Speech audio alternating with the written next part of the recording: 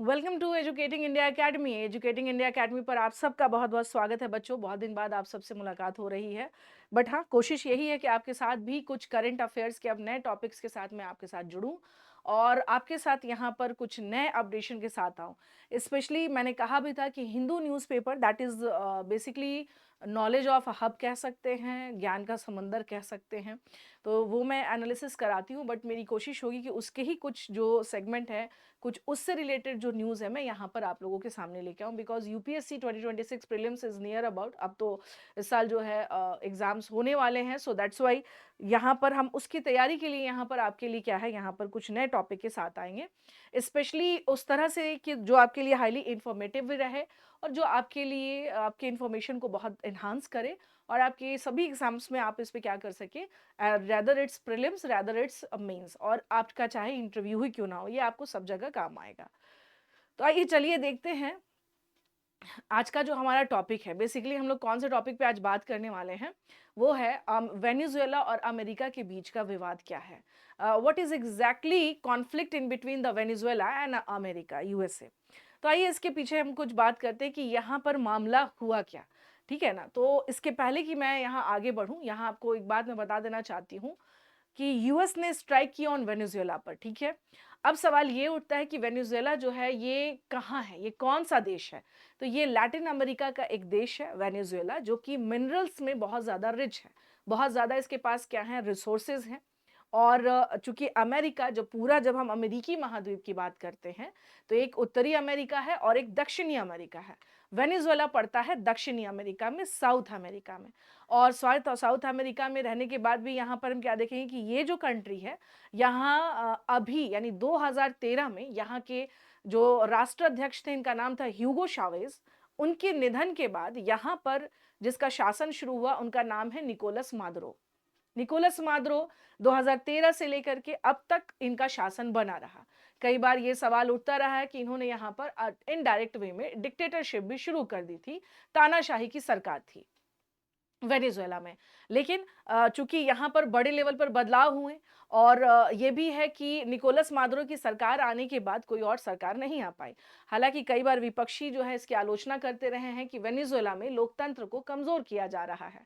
इसके साथ साथ हम क्या देख सकते हैं यहाँ पर, इसके साथ साथ हम ये भी देख सकते हैं कि वेनेजुएला जो है यहाँ पर यहाँ की इकोनॉमी बहुत ज़्यादा अनस्टेबल होगी। कई बार ऐसा न्यूज़ आया कि यहाँ के लोग सड़कों पर उतरे हैं। कई सारे लोग यहाँ से डिस्प्लेस्ड हो गए हैं, वेनेजुएला छोड़ करके वो कहीं और चले गए, क्योंकि यहाँ की इकोनॉमी जो है वो पूरी तरह से ठप हो चुकी है, या हम साधारण शब्दों में कहें तो बिल्कुल ध्वस्त हो गई है। अब सवाल ये उठता है कि ऐसे में जो है ये जो एक्शन अमेरिका के द्वारा लिया गया। अब आपको यहाँ बताना चाहती हूँ कि उत्तरी अमेरिका, जब से मिस्टर डोनाल्ड ट्रंप का शासन आया है, दुनिया में एक हलचल सी मची हुई है। चाहे वो टैरिफ का वॉर हो जाए, चाहे वो कोई एक्शन लिया जाए, चाहे वो सैन्य कार्रवाई हो सकता है। अब आप देख सकते हैं कि अमेरिका में जैसे ही मिस्टर ट्रंप की सरकार आई, तुरंत यहाँ पर क्या हो गया, यहाँ पे उसके बाद से पूरी दुनिया एक अलग तरह के वॉर जोन में इन्वॉल्व हो गई, that is basically tariff zone, जो कि जिसमें अभी भारत के साथ भी एक तरह से टैरिफ का विवाद चल ही रहा है। जो 50% का टैरिफ है, इसलिए क्योंकि अमेरिका नहीं चाहता है कि भारत रशिया से तेल जो है आयात करे। तो जिनके भी संबंध रशिया से अच्छे हैं, अमेरिका उनको बिल्कुल नहीं पसंद करता। एक चीज और जान लीजिए कि वैसे देश जहाँ पे जो हाँ मार्क्सवादी की सरकार है ना, वहां पर ऐसे जगह पर वैसे, और अमेरिका जो है वो पूरी तरह से क्या है, आपको एक कैपिटलिस्ट कंट्री है, पूंजीवादी देश है। तो आइडियोलॉजिकल कॉन्फ्लिक्ट तो पहले ही यहाँ पर क्या हो जाता है, बन जाता है। तो अब सवाल है कि जब अमेरिका की, जब यहाँ पर मिस्टर डोनाल्ड ट्रंप का जब शासन यहाँ पर आया, तो डोनाल्ड ट्रंप के शासन के आने के बाद मिस्टर ट्रंप का ये कहना था कि खास तौर से जो निकोलस मादुरो हैं, वो यहाँ पर एक नेक्सस चला रहे हैं। ये नार्को टेररिज्म, यानी कि इन्होंने कहा कि लैटिन अमेरिका के कुछ देश जो हैं और उसके हाई ऑफिशियल्स जो हैं, वो क्या चला रहे हैं, वो नार्को टेररिज्म ऑर्गेनाइज कर रहे हैं और संगठित तरीके से इसको क्या कर रहे हैं, ये अंजाम दे रहे हैं। कुछ दिन पहले ये न्यूज़ में भी था कि अमेरिका ने वेनेजुएला से जो यहाँ पर जो बोट्स, जो नाव बड़े-बड़े जो जाते हैं तेल वगैरह के, उसे रोक दिया था अमेरिका ने। अंदर आने नहीं दिया अमेरिका में। अमेरिका का कहना है कि ये जो है क्या कर रहे हैं, ड्रग ट्रैफिकिंग में बड़े लेवल पर इन्वॉल्व हैं और इससे अमेरिका में कोकीन वगैरह की सप्लाई बड़े लेवल पर हो रही है, जिससे हमारे यहाँ के यूथ्स, यंगस्टर हाई लेवल पर इसके एडिक्टेड होते जा रहे हैं। तो नार्को टेररिज्म एक बहुत बड़ा इल्ज़ाम लगाया गया अमेरिका के द्वारा।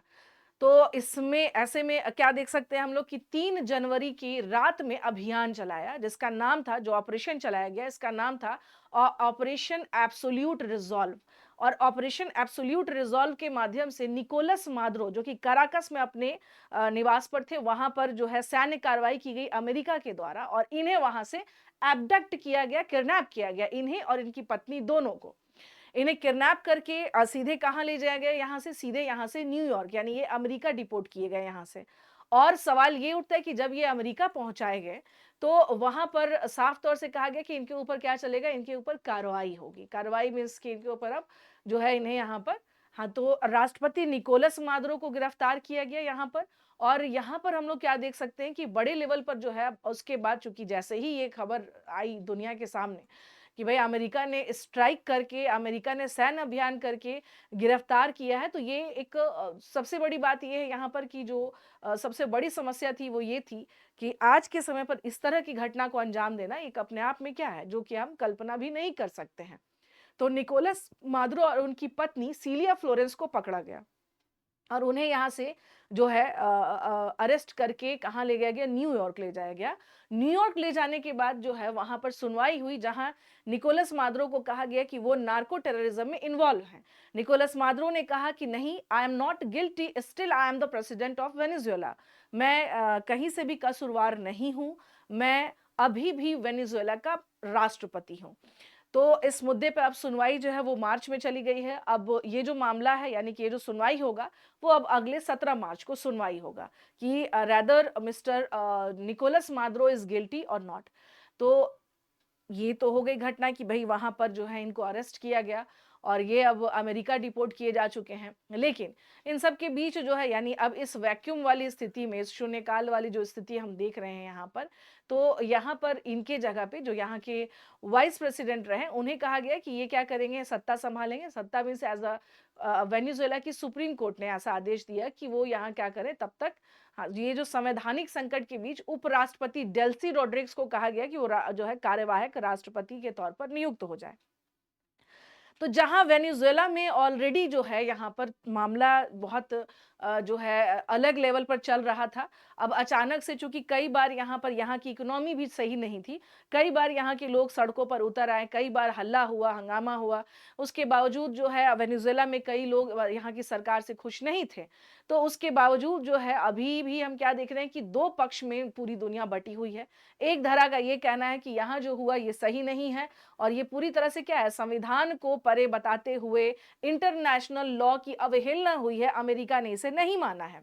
अमेरिका का कहना है कि वो यहाँ पर क्या कर रहा है, वो यहाँ पर जो है यहाँ पर अमेरिका का जो कहना है, उसका ये कहना है कि मैं यहाँ पर जो है खास तौर से जो अमेरिकी महाद्वीप के आसपास में जो पूरा रीजन है, जिसमें एक मुनरो डॉक्ट्रिन का सिद्धांत है, ये जो है राष्ट्रपति जो है मुनरो जी के द्वारा दिया गया था।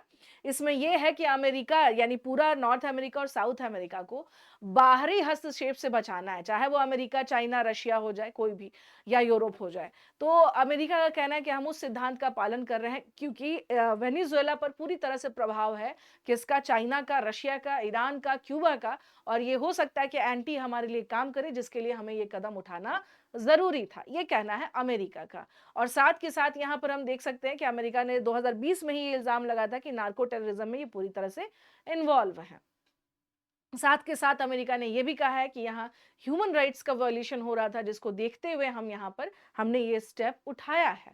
तो इस प्रकार से अगर कहा जाए तो अमेरिका ने साफ यहाँ पर कह दिया है कि जो भी यहाँ पर उसने स्टेप उठाया है वो ध्यान में रखते ही। लेकिन एक चीज है जिस पर कि मिस्टर डोनाल्ड ट्रंप ने साफ तौर से यहाँ पर यह बात कही है कि अब वेनेजुएला के जो तेल हैं, जो रिसोर्सेज हैं, वो सब किसके अंडर में रहेंगे, वो सब अब अमेरिका के अंडर में रहेंगे। अमेरिका इसे फिर से रिबिल्ड करेगा। हालांकि अमेरिका का कहना है कि इसे फिर से रिबिल्ड करने में अच्छा खासा जो है डॉलर इसमें खर्च होने वाला है, बट स्टिल हम इस काम को करने वाले हैं। तो इस प्रकार से अगर देखा जाए तो ये पूरा का पूरा मामला जो है, यहाँ पर एक सवाल ये भी उठता है कि क्या फिर से साम्राज्यवाद की शुरुआत हो गई है, क्या फिर से अमेरिका ने दुनिया में जो है इंपीरियलिज्म की शुरुआत कर दी है, क्योंकि जो पूर्व अनुभव रहे हैं, जैसा कि अमेरिका का कहना है कि हम यहाँ बदलाव लाएँगे, चाहे वो इराक हो जाए, चाहे सीरिया हो जाए। हम देख सकते हैं कि सिर्फ़ और सिर्फ़ रिसोर्सेज़ का दोहन हुआ है, उसके अतिरिक्त कुछ ऐसी व्यवस्था नहीं हुई है जिसमें कहा जाए कि बड़े लेवल पर चेंज हुआ हो। तो क्या आने वाले समय में जब हम वेनेज़ुएला की बात करते हैं, तो क्या वेनेज़ुएला में कुछ वास्तव में परिवर्तन होंगे या वेनेज़ुएला अब सिर्फ़ और सिर्फ़ अमेरिका के हाथ की कठपुतली बनकर रह जाएगा और उसके रिसोर्सेज़ जो हैं वो अमेरिका के द्वारा दोहन किए जाएँगे? ये देखना महत्वपूर्ण होगा। धन्यवाद, इसी तरह से जुड़े रहिए आप सभी लोग एजुकेटिंग इंडिया अकेडमी के साथ।